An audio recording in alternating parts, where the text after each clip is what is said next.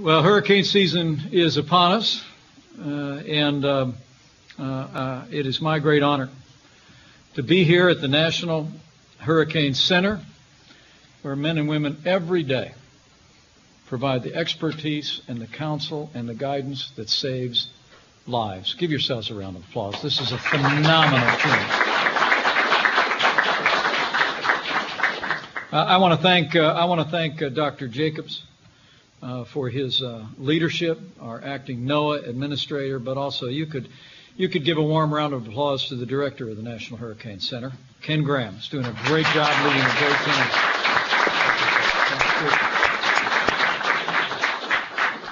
And to Dr. Chris Lancy, to Jamie Rome, to Congresswoman Jennifer Gonzalez, who represents Puerto Rico in the United States House of Representatives. Thank you all for being here. Give all these great folks a round of applause.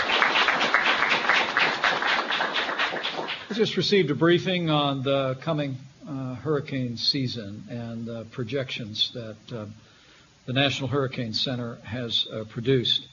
I'm grateful. I know the President was when Dr. Jacobs provided a briefing to the President and the First Lady just last week in the Oval Office. But I'm here to say that while it appears that the projections give us better news than last year, that Americans must remain vigilant. As Dr. Jacobs just said to me in our briefing, it only takes one hurricane to work hardship on lives, on families, and on communities. And so I want to send a message to all of you on behalf of President Trump and on behalf of the American people to continue to do your job with vigilance and carefulness, even in the midst of better projection than last year. I was just informed that in 2018 in the Atlantic, we saw 15 observed storms, 8 hurricanes, and six of which were major hurricanes, and you all know the names of them, as every American does.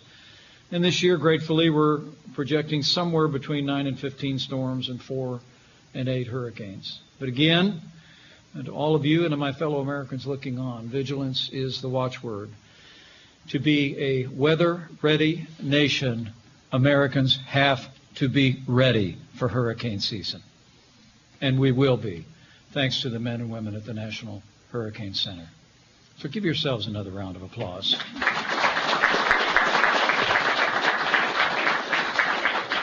I know the President is grateful. Our entire team is grateful for the work that each of you do here. And it is remarkable to think about the progress that's been made. We know that the information that you provide to Americans, and frankly people all across our region of the world, saves lives and makes an extraordinary difference.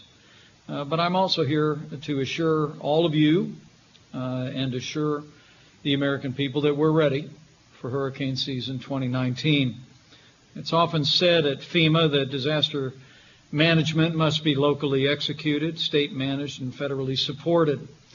And let me assure you, as your Vice President and as a former governor of the state of Indiana, that we understand that. And this is a president who's absolutely determined to support the team effort to make sure that our state and local partners have the resources and the support that they need, including the information, the vital and timely information that comes out of the National Hurricane Center.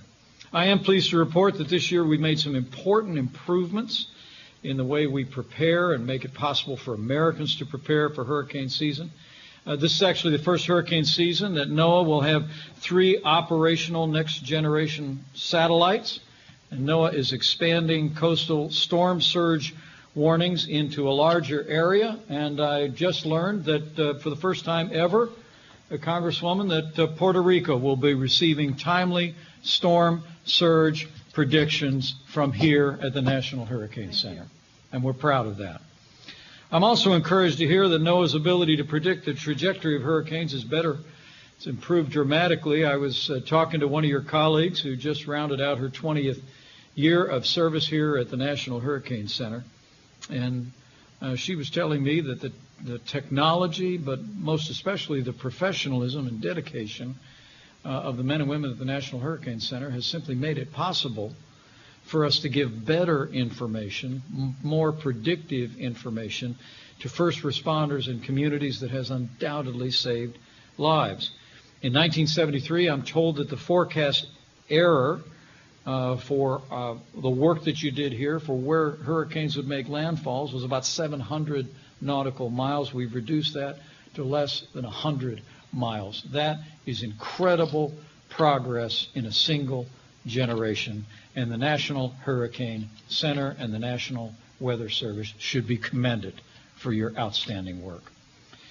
I'm also pleased to report that FEMA has significantly increased and pre-staged our stocks of commodities in preparation for this hurricane season. We all lived through in this administration Hurricane Irma, Hurricane Maria in 17, of course, Hurricane Michael that devastated the panhandle of Florida, Florence, and the rest. Let me assure you that this administration is absolutely committed to making sure that the information, the timely information that you make available to communities and states will be met with appropriate pre-staging and appropriate support at federal emergency management. But with that, let me simply close where I began, and that is to really say on behalf of the President and my family, and frankly every American family, thank you for your service. I've said it in the back room when I was visiting with a few of you. It's truly inspiring what you do here. The attention of America focuses on the work of the National Hurricane Center during this hurricane season every single year. And you all project competence and calm and seriousness in a way that gives our first responders the ability to do their job.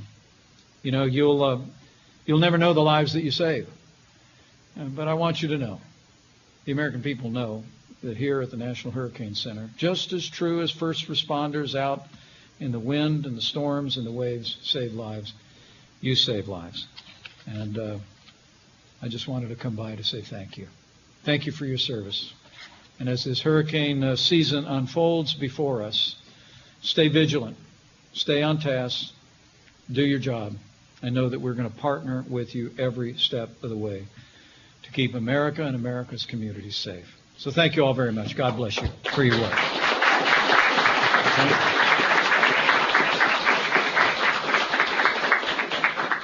Any questions at all? We got a few minutes before I'm headed back to the plane. Yes, sir, please. Yes, I'm from the AP. So earlier today, at the inauguration of Trump rally, you were saying that the main reason you were in Florida was to ensure that that Florida has President Trump for the next 4 years. But your detour to the National Hurricane Center suggests a diversion from politics campaigning. What's the importance of coming to the community? Well, we had a great rally in Miami earlier today with the launch of a very important coalition. It was my great honor to be there. But last week, the President welcomed Dr. Neil Jacobs and the team to the Oval Office because we recognize June 1 to September 30th. It's hurricane season. And so while Miami will be home base to a lot of politics this week, including on the airwaves, we got the other parties got some big debates coming up. We wanted to be here and also focus on the safety and security of the American people. But coming here today to the National Hurricane Center, being able to meet the men and women who do the extraordinary work that you do every day is a great privilege for me. So thank you. Thank you again all for that opportunity. Other questions? Anyone? Mr. Vice President, the President said this morning that any sort of attack from Iran would be met with obliteration. Do you have any sense of what that means, what the President means by that?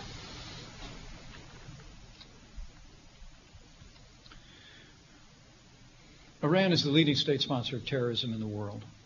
That's been true for more than 40 years.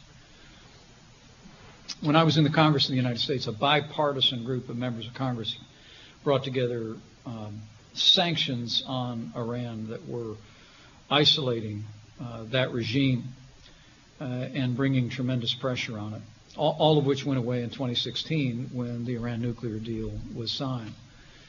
But President Trump, during the last campaign, made it clear that we thought the Iran nuclear deal was a disastrous deal. Not only did we make more than $150 billion available to the regime that had been frozen overseas, we transferred more than $1.8 billion in cash. But the Iran nuclear deal actually didn't prevent Iran from obtaining a nuclear weapon. It simply delayed their ability to obtain a nuclear weapon for a set period of 10 years. About a year ago, President Trump withdrew from the agreement, and we've been bringing economic pressure through sanctions to bear on Iran. But in the last several months, Iran has been engaging even more malign activity and violence than is usual over the last 4 decades. That's just the reality. All the way through a week ago with the attack on 2 tankers passing through the straits and the downing of an unmanned American UAV. The nation saw that while the president considered a military action in the wake of the downing of our aircraft, he concluded that would not be proportional given the projections for loss of life. But yesterday in the Oval Office, the president announced additional sanctions against the leadership in Iran. I am informed of statements that have come out of the regime today, and I think what the president wanted to make clear is that we're going to continue